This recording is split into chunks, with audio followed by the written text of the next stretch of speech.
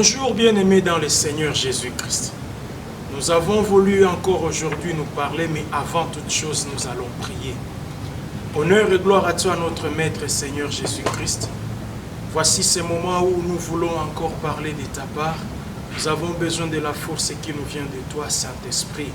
Guide-nous, conduis-nous pour que toutes les paroles que nous allons prononcer puissent être prononcées pour la gloire de ton nom. Et qu'un cœur soit, ô Dieu, impacté par une parole qui sera prononcée, pour qu'une âme soit sauvée et qu'un chrétien puisse s'attacher à toi. Au nom de Jésus-Christ, nous t'avons prié. Amen. Nous voulons enseigner, parce que ce n'est pas du tout une prédication, c'est un enseignement. Et notre enseignement va porter sur un thème qui dit « La persécution, passage obligé pour un vrai chrétien ».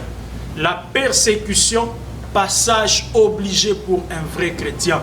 Aujourd'hui, c'est le message que l'Église a oublié. Tout le monde est dans la prospérité. Dieu va t'élever, Dieu va te bénir, Dieu va te donner. Tu vas aller en Europe, tu vas construire, tes entreprises vont marcher. Oui, c'est une chose. Mais le message qui prépare l'Église à la rencontre de son épouse, c'est le message comme celui-ci, où on nous prépare que la persécution aussi peut arriver. Ça fait quelques semaines que l'Éternel a mis ce thème dans mon cœur et je me disais quand est-ce que je pourrais le partager avec vous, mes bien-aimés. L'occasion nous est donnée pour qu'on parle de cela. Il y a deux passages qui seront comme notre référence pendant tout ce temps.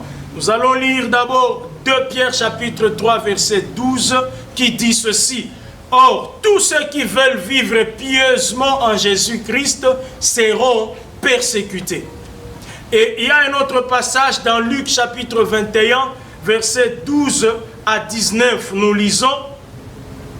Mais avant tout cela, on portera les mains sur vous et l'on vous persécutera. On vous livrera aux synagogues, on vous jettera en prison, on vous mènera devant des rois et devant des gouverneurs à cause de mon nom. Cela vous donnera l'occasion de rendre témoignage. Mettez-vous donc dans l'esprit de ne pas préméditer votre défense, car je vous donnerai une bouche et une sagesse à laquelle vos adversaires ne pourront résister ou contredire. Vous serez livrés même par des parents, des frères, des proches et des amis, et ils feront mourir plusieurs d'entre vous. Vous serez haïs de tous à cause de mon nom, mais il ne se perdra pas un cheveu de votre tête. Par votre persévérance, vous sauvegarderez vos âmes. Amen. Ce sont les deux passages qui vont nous conduire pendant tout ce temps. Mais je veux plus me mettre dans le premier passage, dans 2 Pierre 3, 12. La Bible dit, « Or, tous ceux qui veulent vivre pieusement en Jésus-Christ seront persécutés. » Et qu'est-ce que moi je trouve là-bas? La Bible dit « vouloir ». Tous ceux qui veulent. Pour dire quoi? Si tu veux craindre Dieu, ça dépend de toi. Craindre Dieu, être un chrétien sérieux, donné à Dieu, radical dans ses positions, c'est un choix. Si je choisis d'être un chrétien superficiel, aventurier, c'est toujours mon choix. Pour dire que tu ne peux pas dire Seigneur, tu ne peux pas prier, organiser des jeûnes de prière pour être sérieux avec Dieu. C'est un choix. La Bible dit, tous ceux qui veulent, si tu veux être pieux, si tu veux craindre Dieu, si tu veux prendre le message essentiel, c'est un choix que tu veux. Si tu veux le message qui te met à l'aise, la prospérité, c'est toi qui choisis. Si tu veux entrer dans une église où on te parle la vérité pour ton salut, c'est ton choix. Et aujourd'hui, nous trouvons que beaucoup de gens préfèrent être là où ils sont plus à l'aise. Beaucoup de gens préfèrent les hommes de Dieu qui les mettent à l'aise, les prophètes qui leur parlent doucement, pas de vérité choquante. Alors que la cause de la persécution des chrétiens, des vrais chrétiens, je veux dire, c'est parce qu'ils voudront vivre distingués dans la vraie vérité qui est Jésus-Christ. Et la Bible dit, Si tu veux aussi vivre pieusement, pas être confondu, séparé du monde, attends-toi à des persécutions. Tes amis ne vont pas t'aimer. À l'école, tu ne seras pas aimé si tu n'aimes pas la corruption ou si tu es un enseignant qui ne peut pas être corrompu. Jamais tu ne pourras être aimé dans ta famille si toi, tu t'attaches à Jésus-Christ alors que ta famille s'attache à une autre religion où Jésus-Christ n'est pas au centre. Jésus-Christ disait lui-même que quand je suis venu, ce n'est pas pour la paix. J'amène l'épée. Ça, tu vas lire dans Matthieu chapitre 10, verset 34 et continuer. Je suis venu amener l'épée, pas la paix. C'est le moment où les parents vont se séparer de leurs enfants à cause de moi. Parce que si je suis dans une religion où Jésus-Christ n'est rien, alors si mon enfant va venir me présenter Jésus-Christ comme Dieu, c'est évident qu'il y aura des problèmes. Et c'est ça la persécution à laquelle l'Église s'attend. Et aujourd'hui, sous d'autres cieux, les chrétiens sont en train de mourir, sont en train de souffrir. Je vais le dire clairement. Imaginez les chrétiens qui sont dans des pays où la loi a déjà dit que c'est un pays musulman. Là, on croit à Jésus-Christ comme un des prophètes, mais le prophète prééminent, c'est Mohamed. Donc, il faut que les chrétiens qui sont dans ces pays-là s'attendent à des persécutions. Et c'est ce qui leur arrive. Aujourd'hui, nous avons des messages tous les jours. Priez pour les chrétiens en Inde. Priez pour les serviteurs de Dieu en Syrie. Priez pour les serviteurs de Dieu au Nigeria et dans tous les pays où on saccage même des églises. Bien-aimés, il faut qu'on parle de ces choses. Toute la vie chrétienne ne sera pas rose. Chaque jour, élévation, non. Il y a des jours où on sera jeté en prison à cause de la vérité. Il y a des jours où on va être privé du travail parce que seulement on a refusé de plaire au chef. Il y a des jours où on ne sera pas aimé par tout le monde. Mais qu'est-ce que nous observons? Beaucoup de gens tombent dans le piège de l'écuménisme. L'écuménisme veut qu'on ait une seule religion où on prêche la paix. Dieu nous a créés, nous tous, nous devons vivre dans la paix. Ne prêchons pas des choses qui provoquent les autres. Alors que nous devons prêcher la vérité et rien que la vérité. Alléluia. Quelles sont ces vérités-là aujourd'hui? Nous comprenons que même quand nous regardons la vie de Jésus-Christ, après Jésus-Christ, ceux qui ont suivi, Étienne, Jean-Baptiste, même était avant même Jésus, mais il a déjà commencé à être persécuté pendant que Jésus était là. Quand nous regardons tous ceux qui ont suivi, les apôtres, jusqu'à ce que les années ont passé, tous ceux qui ont voulu être pieux, tous ceux qui ont voulu vivre selon la parole de Dieu, ont été persécutés. Et nous, aujourd'hui, nous ne sommes pas épargnés, bien-aimés. Parce que la vérité gêne. Je vais te dire une chose. Un vrai chrétien doit être gênant. Un vrai chrétien doit être dérangeant, compliqué. Parce que toi, tu vis des choses que le monde n'aime pas. Jésus-Christ disait dans Jean 15, 20, à continuer à 22, qu'un serviteur n'est pas plus grand que son maître. S'ils m'ont persécuté, moi Jésus, vous aussi ils vous persécuteront. Parce qu'ils n'aiment pas la vérité. Le monde aime les mélanges. Je veux être en même temps à l'église, en même temps au bar. Je veux faire en même temps le péché, en même temps je chante. Alors le monde aime les gens comme ça. Nous, quand nous voudrons vivre distingué, un vrai chrétien doit être gênant. Une vraie église gêne, crée des complications. Parce qu'elle ne voudra pas se confondre. Quand je dis qu'une bonne église doit être gênante, je ne parle pas de gêner, de déranger les autres avec des instruments le long des journées, des répétitions incessables des instruments, les voisins ne peuvent plus respirer. Je ne parle pas de gêner dans le sens de prières tous les jours, toutes les nuits, et des instruments. Ça peut frôler aussi le tapage nocturne. Je ne parle pas de jeûne là. Je parle de gêner par des vérités tranchantes. Je parle de gêner par des vérités insupportables. Je parle de gêner par présenter Jésus-Christ en tant que tel, sans être intimidé par qui que ce soit. C'est ça, là où je dis que l'Église doit gêner. Alors, avant de continuer, j'ai voulu dire une chose. Vous savez, bien aimé, aussi longtemps qu'on ne vous a pas encore dit dans la vie, ah, toi aussi tu exagères. Vous aussi, vous pensez que c'est vous qui allez aller au ciel à pied. C'est-à-dire que votre chrétienté n'est pas encore arrivée au niveau de gêner. Tu ne déranges pas encore les gens. Mais si seulement tu veux être radical dans ta chrétienté, bien aimé, tu vas gêner ceux qui ne veulent pas être radicaux. Même à l'église, il y a même des frères qui veulent mélanger. En même temps, ils sortent avec les hommes. En même temps, ils sont dans des départements. En même temps, ils vivent leur ambiance. En même temps, ils veulent servir Dieu. Quand toi, tu voudras être distingué, toi, tu voudras être radical avec la parole, ces frères-là ne vont pas t'aimer. Et ils vont te dire, oh, tu veux nous montrer quoi? Bien aimé, si on ne t'a jamais dit ça, alors analyse un peu ta chrétienté. Mais, obligatoirement, la persécution doit arriver. Nous allons analyser quelques serviteurs de Dieu qui ont été persécutés dans l'histoire. En commençant par Jésus-Christ lui-même, parce qu'il est venu montrer toute la vérité. Mais la fin était comment? Il a été persécuté, il a été sacrifié à la croix, il a été crucifié. Mais la parole avait déjà parlé de lui. C'est pour cela que moi j'appelle Jésus-Christ l'auteur des Saintes Écritures qui a été tué par ses propres Écritures.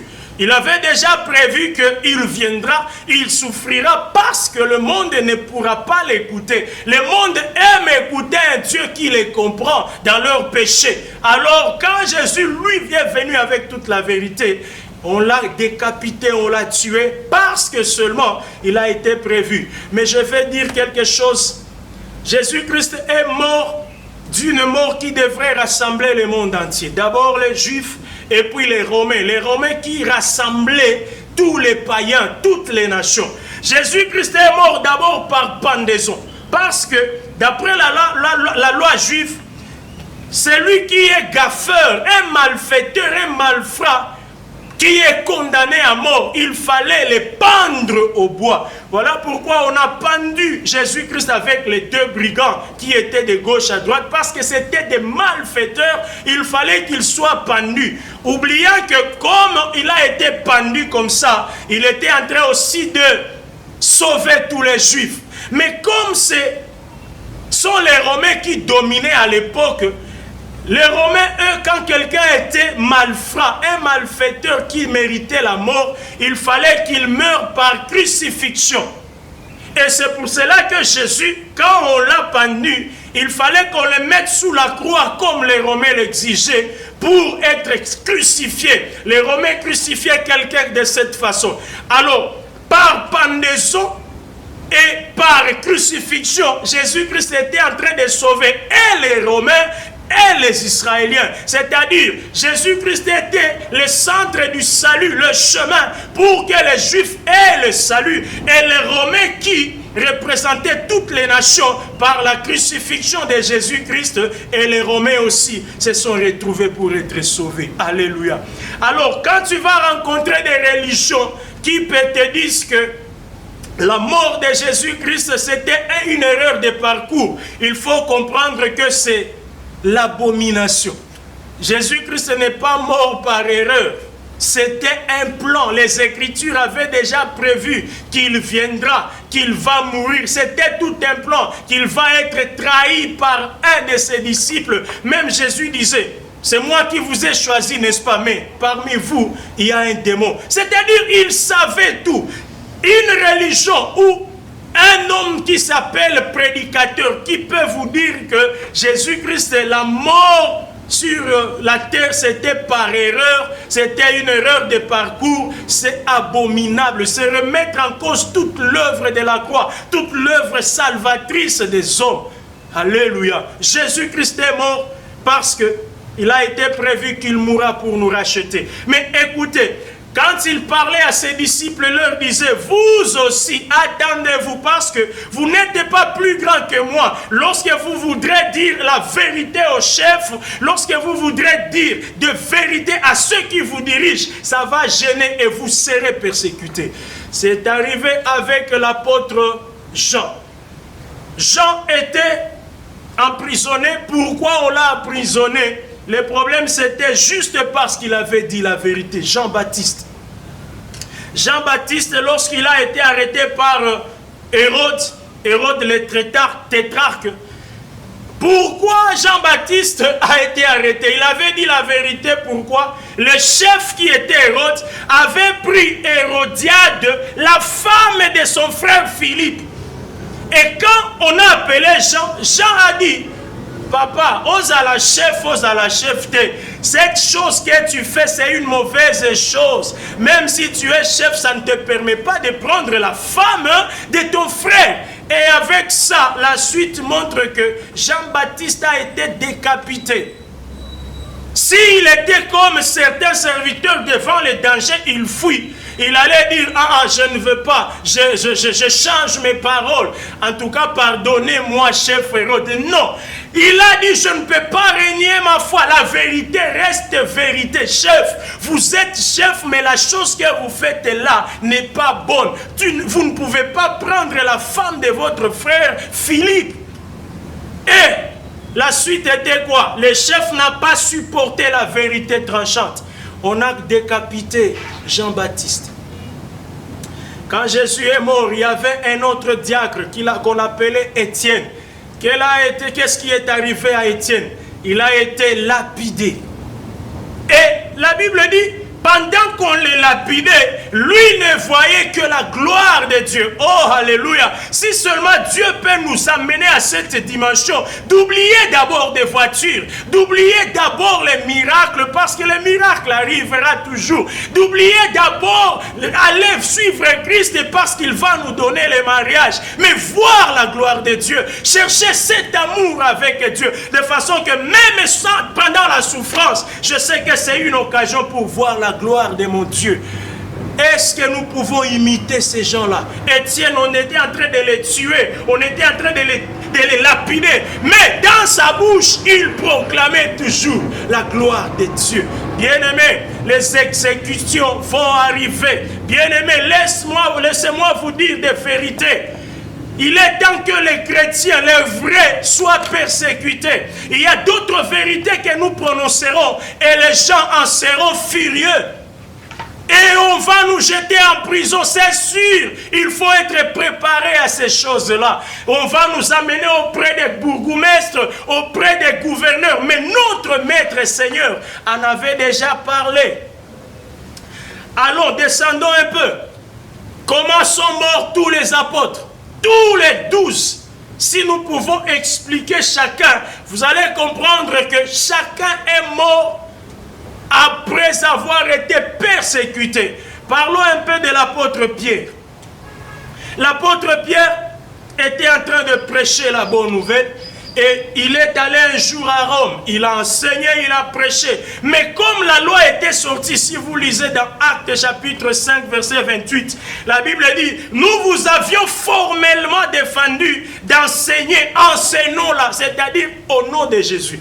Alors l'apôtre Pierre arrive à Rome, il continue à enseigner, à prêcher au nom de Jésus, alors que la loi avait interdit, parce qu'à Rome, ils avaient leur tradition.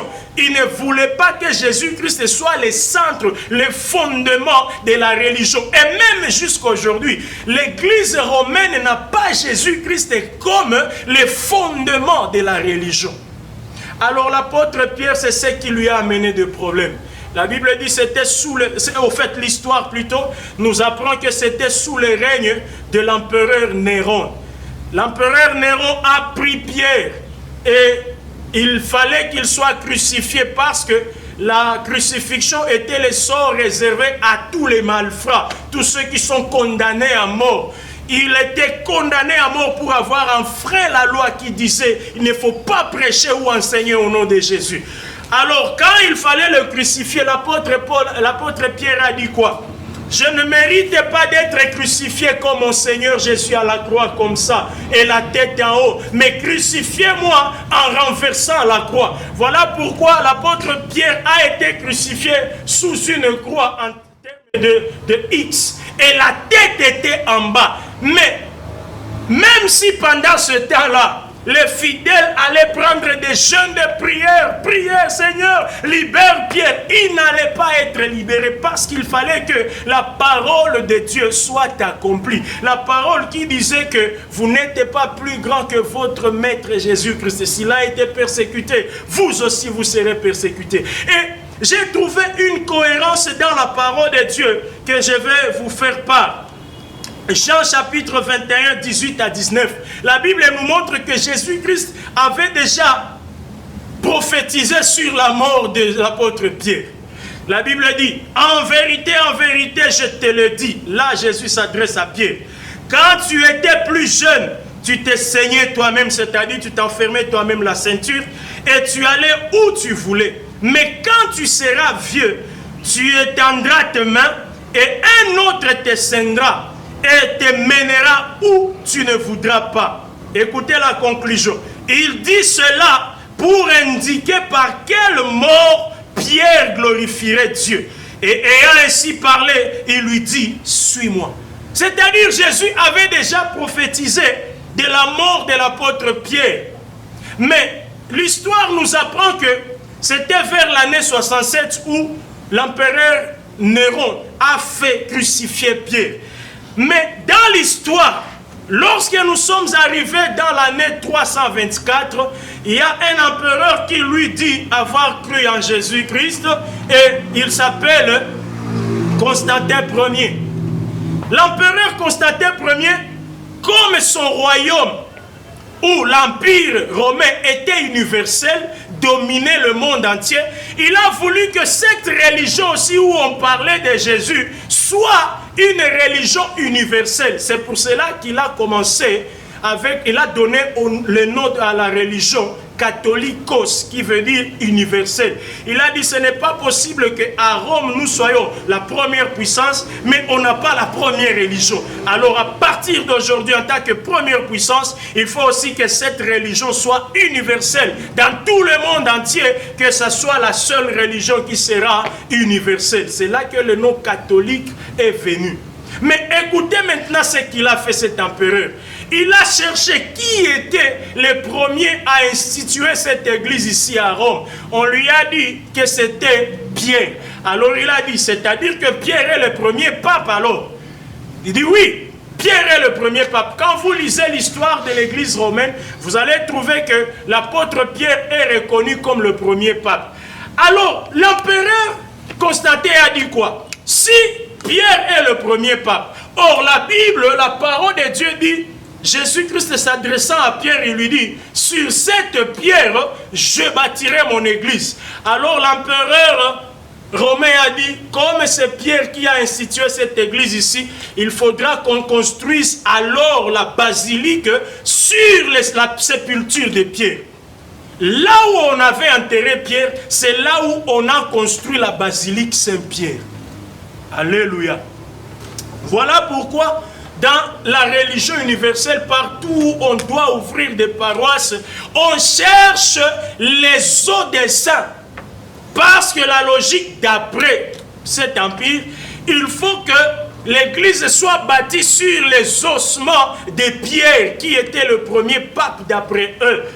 Mais comment est-ce que vous pouvez dire qu'il est le premier pape alors que c'est vous-même qui l'avez décapité, c'est vous-même qui l'avez crucifié? C'est contradictoire. Et quand vous, bien-aimés, vous allez parler de vérités comme celle-ci, vous ne serez pas aimés. On ne va pas vous aimer. Lorsqu'on a tué, on a crucifié l'apôtre Pierre, si nous arrivons à l'apôtre Paul en 68 après Jésus-Christ, la même chose lui est arrivée. Pierre qui prêchait aux Juifs Et Paul qui avait reçu la vocation de prêcher aux nations, lui aussi quand il est arrivé à Rome, parlant de vérités tranchantes, il fallait qu'on les cherche. Bon, l'empereur était lui-même, comme son empire dominait presque dans tout le monde, le même Néron a dit, cherchez-moi ce Paul-là. C'est Paul qui est en train de dire qu'il est réservé aux hommes de mourir une seule fois, après quoi vient le jugement. Alors que nous, nos traditions, nous apprenons au peuple qu'il faut passer par le purgatoire. Comment lui, il peut contredire la religion universelle? Et c'est comme ça qu'on a pris Paul aussi. On l'a décapité, on a coupé la tête de Paul. Alléluia. Tous sont morts par des morts terribles à cause de la vérité. Bien-aimés, aujourd'hui, si seulement dans certains endroits on apprend ce que je dis ici, je ne vais pas dormir. Mais au moins la vérité ne peut pas être vendue. Il faut dire toute la vérité. Si nous descendons, nous allons trouver que tous les apôtres sont morts par exécution, par lapidation, par crucifixion, par lapidation, par fragilisation. Ils sont morts terriblement. Et on nous apprend qu'à Rome à l'époque, il y avait des gladiateurs, c'est-à-dire des combattants, pour faire plaisir au peuple. Ceux qui regardent des films de gladiateurs, ou même Spartacus, j'avais suivi un film comme ça, où les géants, les puissants, les prisonniers qui apprenaient des arts martiaux, pour faire plaisir au peuple, on a organisé des salles où le peuple entre là-bas et maintenant ces gladiateurs commencent à se battre. Celui qui est fort, il tue l'autre. Si vous êtes à 10, une seule personne doit quitter là-bas. Vous entretuez, le peuple acclame. Alors à l'époque, on faisait quoi? Tous ceux qui prêchaient au nom de Jésus, on les prenait, on les jetait parmi les gladiateurs.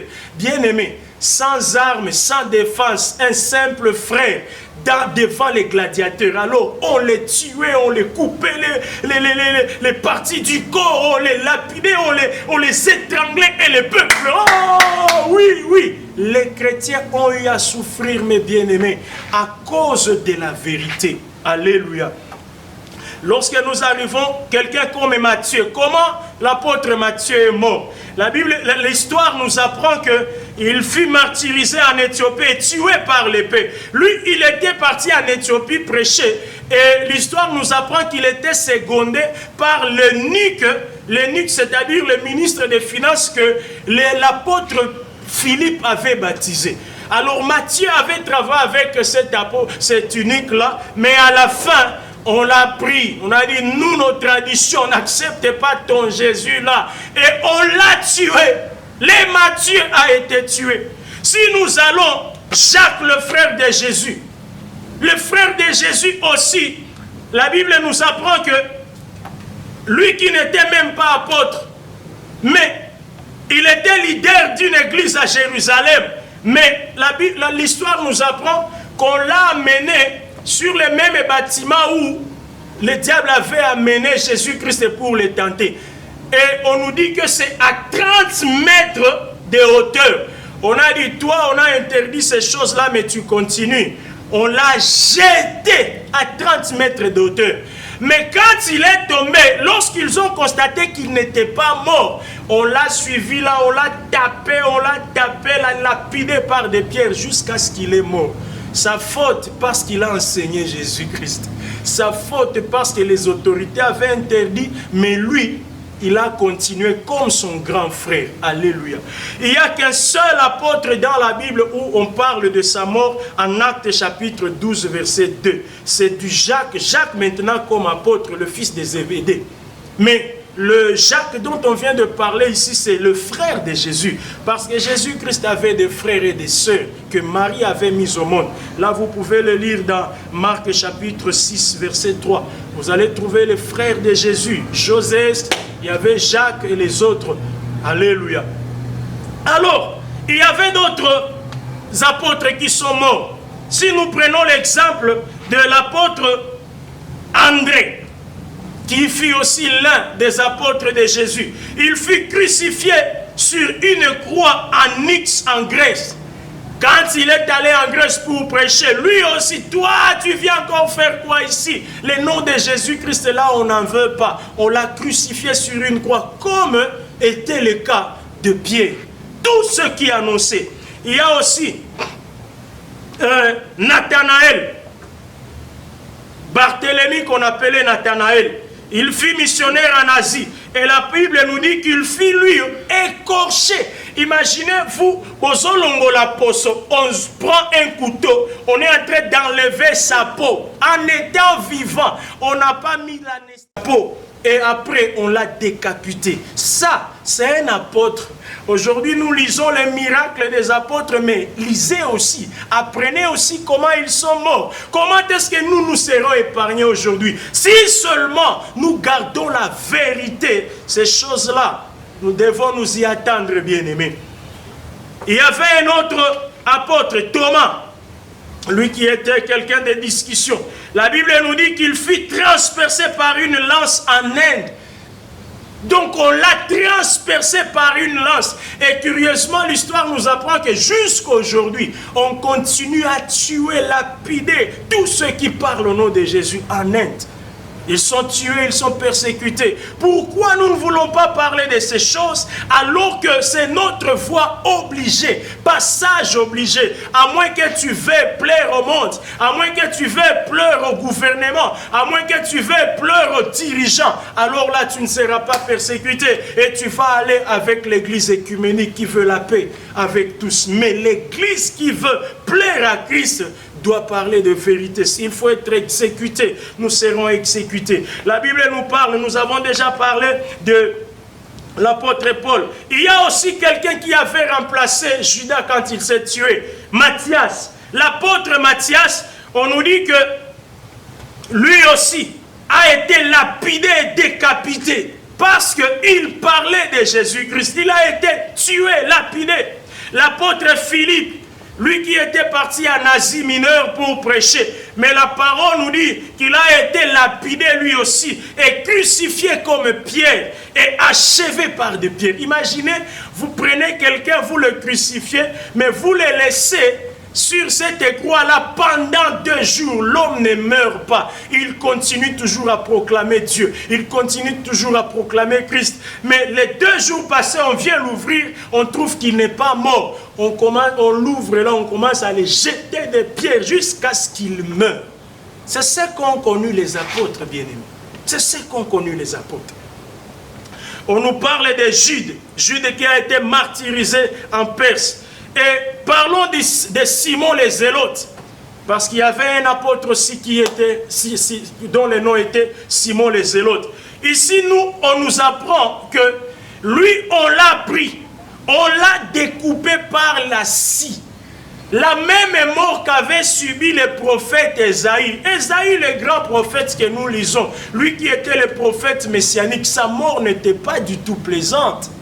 On l'a découpé par la scie. Et c'est de cette même mort qu'on a tué Simon les Zélotes. Bien-aimé, j'ai voulu évoquer ces aspects des morts de ceux qui ont servi Christ fidèlement, pour que nous aussi nous puissions comprendre que la persécution c'est une vie pour tous ceux qui veulent vivre pieusement en Jésus-Christ, tous ceux qui ont choisi d'obéir à Dieu et non pas aux hommes, tous ceux qui vont dire moi je ne suivrai pas les chemins de tout le monde, moi je ne me confondrai pas avec tout le monde, il sera persécuté, bien-aimé.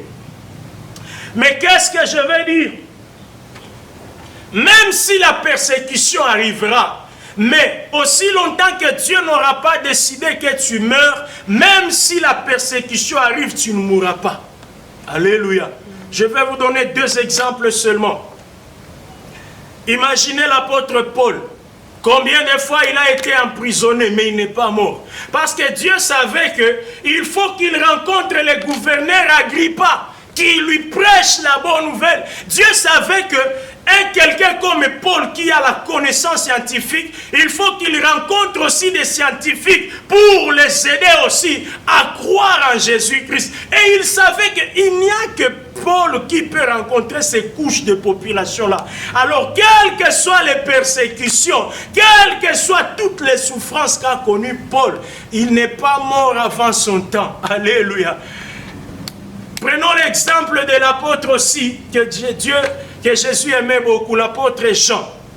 Il est le seul apôtre, laissez-moi vous dire, qui est mort par une mort normale, une mort paisible. C'est seulement l'apôtre Jean. Imaginez quand il a parlé de vérité, on n'a pas supporté ces vérités-là et on est allé le prendre. On l'a jeté dans l'huile bouillante. Imaginez l'huile qui est en train de bouillir dans un fût. On l'a jeté là-bas. Mais comme il n'avait pas encore fini sa mission, cet homme n'est pas mort même dans cette huile-là. Quel miracle! Mais pourquoi il n'est pas mort? Parce que le livre d'Apocalypse devrait être écrit. Alléluia. S'il était mort là-bas, on ne saurait pas. Vous savez, bien aimé, il y a une vérité que je vais vous dire. Vous n'êtes pas indispensable dans l'œuvre de Dieu, mais vous êtes la seule personne à accomplir ce que Dieu a donné comme mission pour vous. Même si vous n'êtes pas indispensable, mais Dieu a su que c'est seulement vous qui devez accomplir ce qu'il vous a dit. Voilà pourquoi même quand on a jeté l'apôtre Jean dans le feu, dans l'huile qui bouillonnait, mais il n'est pas mort parce que Dieu dans son plan savait qu'il n'y a que lui qui va écrire les livres d'Apocalypse. C'est lui qui va dire aux chrétiens comment se comporter pendant les temps de fin. C'est lui seul qui devrait parler des choses qui arriveront et que nous sommes en train maintenant de vivre aujourd'hui. Si Jean n'avait pas écrit Apocalypse, comment on allait se comporter aujourd'hui? Alléluia. Mais j'ai voulu insister sur cela, bien aimé. Il faut être catégorique avec sa foi. Et quand vous serez catégorique, bien aimé, le monde ne vous aimera pas. Je vais conseiller à un fiancé, si tu as une soeur que tu es en train de fiancer, mais elle aime trop l'ambiance, elle aime les plaisirs de la chair, cher chrétien, si tu veux demeurer chrétien, bouka ba fiança Yohana, et comme on a fait. Restez catégorique avec votre chrétienté. Ne fais pas plaisir à papa, ne fais pas plaisir à la fiancée, ne fais pas plaisir au monde. Chère sœur, si c'est cet homme qui veut t'amener dans des relations intimes avant le mariage, quand ta relation, Anna, tu vas aller en enfer à cause des noms. Et avec ça, nous avons des fiancés où leurs fiancés leur disent, toi aussi tu exagères, tu penses que tu seras maintenant comme un apôtre, tu penses que, oui bien aimé, qu'on te dise ça, mais pourvu que tu ne perdes pas ta foi en Jésus-Christ. Alléluia. La persécution, passage obligé pour un vrai chrétien. Ça arrivera. Mais ce qui m'a plus plu dans toutes ces choses-là, j'ai compris que malgré toutes les persécutions, les apôtres n'ont pas abandonné leur foi en Jésus-Christ. Malgré qu'ils ont été emprisonnés, ils ont été décapités de gauche à droite, ceux qui suivaient continuaient le même chemin. Même si on a emprisonné les gens, mais les autres ont continué à chercher Dieu et à suivre les chemins de Jésus-Christ. Pourquoi? Et comme des apôtres, ils avaient vu comment Jésus-Christ avait vécu. Ils ont vu la fin de Jésus-Christ. Et à la fin, ils ont vu comment Christ est ressuscité et il est monté au ciel. Alors ils se sont accrochés à cela. Même si on nous tue aussi, nous serons ressuscités un jour et nous allons aller au ciel rencontrer notre Seigneur. Alors qu'on fasse de nous ce qu'ils veulent. Ils n'ont pas abandonné leur foi. Église de Jésus-Christ, es-tu prêt aujourd'hui à subir la persécution? Es-tu prêt à subir aujourd'hui, à être rejeté par les voisins lorsque tu leur diras la vérité que notre Dieu lui-même, il s'est sacrifié. Nous n'avons plus à nous sacrifier. Nous ne pouvons pas nous tuer pour un Dieu. S'il est Dieu, il s'est déjà sacrifié. Il ne peut pas nous dire, nous jeter, aller nous tuer pour sa gloire. Non. Si la mort nous arrive, gloire à Dieu. Mais si nous-mêmes, nous devons nous sacrifier, non. Notre Dieu s'est déjà sacrifié. Si tu es quelque part où on te dit, pour plaire à ton Dieu, il faut te sacrifier, il faut te donner la mort pour faire plaisir à Dieu. C'est du satanisme, il faut quitter.